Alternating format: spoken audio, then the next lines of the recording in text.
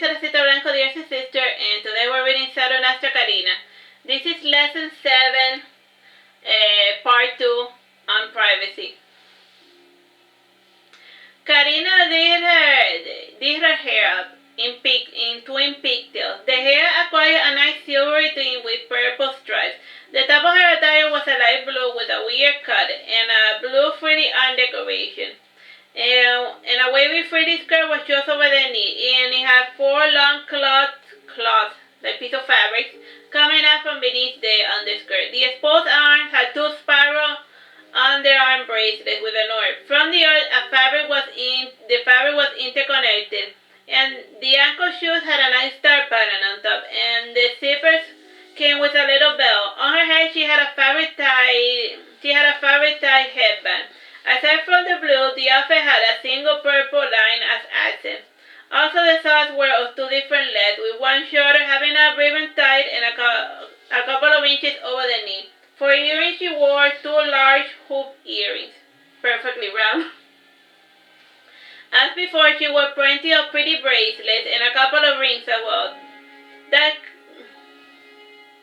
Since she had a bit of time, she painted her nails lavender, with the ring fingernail white. For the final touches, she added purple and blue-eyed Mary cut with silver lipstick. I am ready for this world, said Karina, smiling. The drawer opened a little, and Vicus peeped his head out to see what was all the fuss about. He gave a curious glance to Karina before closing the drawer again. Vinca sighed and said, I had forgotten how much you love your ridiculous costumes and makeup. It's not ridiculous, you're ridiculous, said Karina, frowning.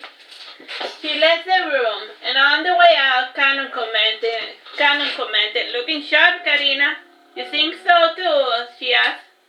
Sure, I would not be caught dead wearing such a ridiculous getup, but if you don't mind being called a whore, then go on ahead, said Canon, laughing. Why is everyone being a jerk to me today? Asked Karina more to herself. Time? Oh yeah, I just started. Yeah, 12. Sivano, who was entering the apartment, said, the boys are just jealous, that's all. Pay no attention. They cannot help but to be bound by their petty past biases. I have seen the same thing far too many times, and you're lucky that Marduke is not here to see you behaving so callously towards little Karina. Otherwise, he might demand what he calls a trial separation. I'll be good, said Canon silently. You look fine, weird but fine, like a clown or a gymnast. There, was that so hard to tell the truth? Said Sivano, smiling. He came to Karina and he kissed her on the forehead before saying magnanimously, now have fun on your little date and don't forget to use protection. Protection? What do you know about protection? Asked Karina, a bit weirded out. I don't know.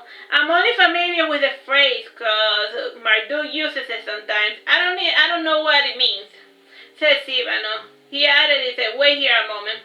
He came back with an ornamental dagger. Handing it to Karina, he said, I suppose this is what he meant by protection. Like, he gave her a dagger. Stab him with a pointy end if he disrespects you. That's why it's in protection, is to take a dagger. Karina said before the party, I'm not going to need this, thank you very much, but it does make a good compliment for my dress, so I will take it. As soon as Karina was out of earshot, Sivano said, well guys, we tried. As so ladies, things have been swell with the people living with Marduke. They dreaded the possibility of bringing a new face that would cause tension in the household. Vinca nearby had a heart attack when he saw Lucian in Karina's bedroom. Places were one thing, but a person who was going to mingle with the family was something that Vinca could not tolerate. He looked at the window wearing a dejected puppy dog face.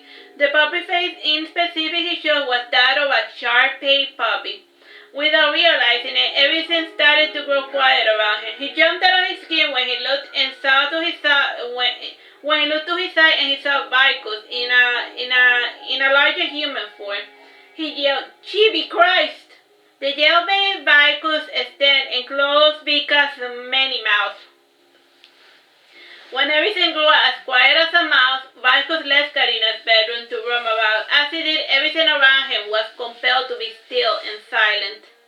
Even the crying baby settled down when it felt the shadow of Vicus passing by. it goes. So that's how you know that it's nearby, whenever everything gets like horror movie quiet. Karina frowned a little when she noticed the silence slowly creeping by. To ward it away, she changed her shoes to ones that had metal soles. This caused her footsteps to become loud when walking on cobblestone. This eventually became unnecessary as she reached the steps leading to the main door of the castle of Bersamin. The castle was put in lightly with its massive 5 wings and 5 towers, and the place was truly more of a palace than a fortress. The courtyard had been fitted with wooden steps, like the ones used in jousting. Marduke had thought a bit as to when it was best to do an exhibition match. In the end, he decided that to do the exhibition match at night because dragons were not really going to hurt each other, and with nighttime, their fires and theater magic would look more impressive. Karina waited at the entrance, but she did not see Letholdus. Time? You still have like 9 minutes. After waiting a lot, an observer told her where to find the fellow. He was moving about looking for her. Karina saw him passing by and she ran after him. She pulled his arm to stop it, and then she said, "Letholdus, can I help you?" said Letholdus, annoyed. "Oh my, if you're gonna be like that, then I'm going home, and don't ever show your face in class again," said Karina, starting to go home. Finally recognizing the voice, Letholdus said, "Karina?" Yes, little Karina indeed. Why didn't you even recognize it? If I was even a stranger, there's no need to be so callous, and you wonder why your father doesn't trust you to run a store," said Karina. "Rub some salt on that wound, why don't you?" said Letholdus, frowning. Karina sighed and she waited. Eventually Letholdus said, "I'm sorry, I was surprised as all by your disguise. I suppose it makes sense that you would not want people talking about you. They say enough things already without you even doing anything wrong. Sorry to disappoint you, little man, but everything is true, so take it or leave it. Just don't make too much of a big deal about it," said Karina. "It doesn't hurt anyone, and it's all for fun and good games, and without the risk for me. Let's talk about something else. Inside. We don't want to lose a seat," said Letholdus. After pushing her way through the crowd, Karina eventually found 2 seats in the topmost portion of the bench. Letholdus commanded, "I don't think we're going to see much of anything. Dragons fly, remember? You want me to see all the action, right?" said Karina. The dragons in question were two juvenile dragons, ages 31 and 71. The youngest one was an alabaster dragon with pure white scales named Cinnamon. The whiteness of his scale was a sign of his age. He would not be able to make till the top of his armor darkening to a healthy brown. Time, bro? It's 6 minutes and 30 seconds. Maroon was another desired color. Alabaster dragons had long wingspan and bulkier muscular bodies, like the color alabaster dragon, because in their use they look white, but then they brown up on the back. So it shows humans naming them wrong. The name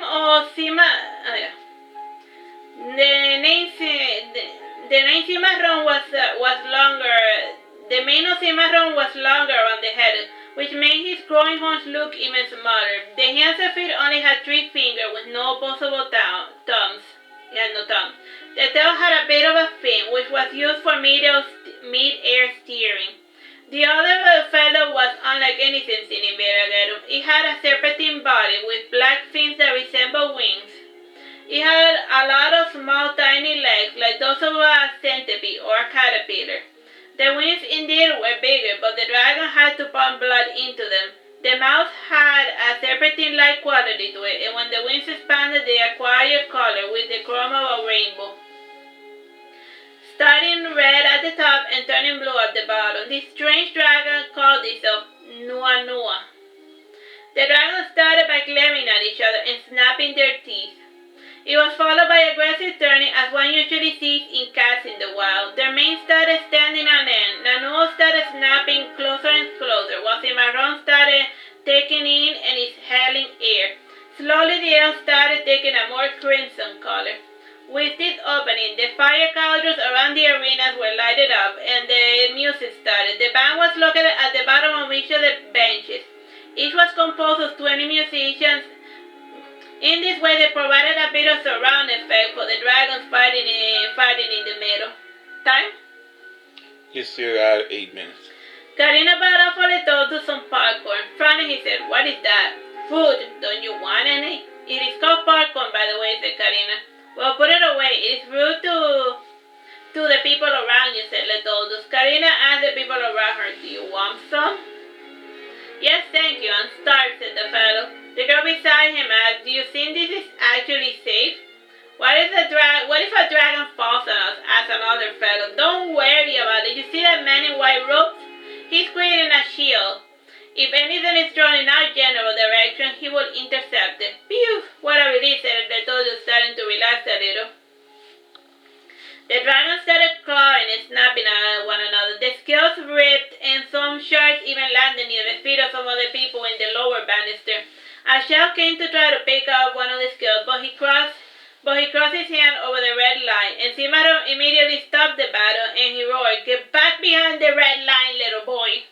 The child cried and ran back to his parents. This caused some chuckles in the crowd. Nanu and Cimarron resumed their fighting stance, and they continued their made-up dance of death. Eventually, Nanu beat Cimarron, and he screamed in anger, with the mouth cracking with fire. This caused plenty of gushing and walls in the crowd. It was then when Cimarron took to the sky, and he started sweeping Nanu with plumes of fire. Some of the plumes of flames got a little too close for comfort, at least enough to feel the heat from this burning furnace. Time, bro? 3 minutes, 30 seconds. Letholdus had said many stupid nonsense to Karina, wanted to say many things to Karina, but he had forgotten in the spectacle of the dragons fighting. He had seen dragons before, but never in actual combat. From time to time, he would take a handful of Karina's never-ending bag of popcorn. At first, it seemed like Cimarron had the advantage with his flying. Nanu could only dash around him with his tiny feet.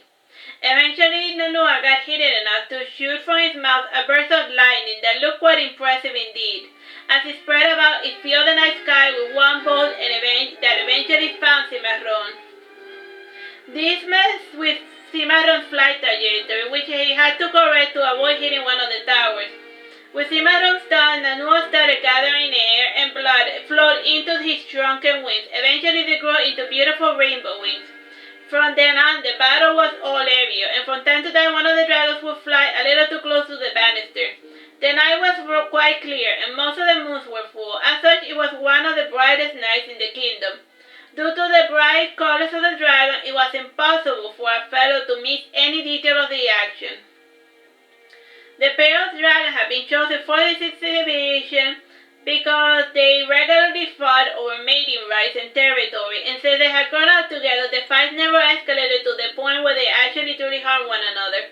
At the crescendo of the battle, Nanu called around Cimarron, biting him in the neck, and Cimarron wrestled away from Nanu during the final blow, a bite to a growing area that appeared every time Nanu took breath. It was common belief that the dragon heart was unprotected and noticeable. Time? Yeah, 1 minute, 10 seconds. A violent strike to a dragon heart was commonly believed to kill him. But the problem was that Nanu had 5 hearts like the noble worm. If one was injured, the others could pick up the slack until the injured heart regrew or regenerated. Still, it was not a pleasant experience. Eventually, the injured heart was excreted out, and over time, a new one developed. As for Cimarron, his chest scales were the thickest part of his body. They became even stronger as the fire was built inside his lungs.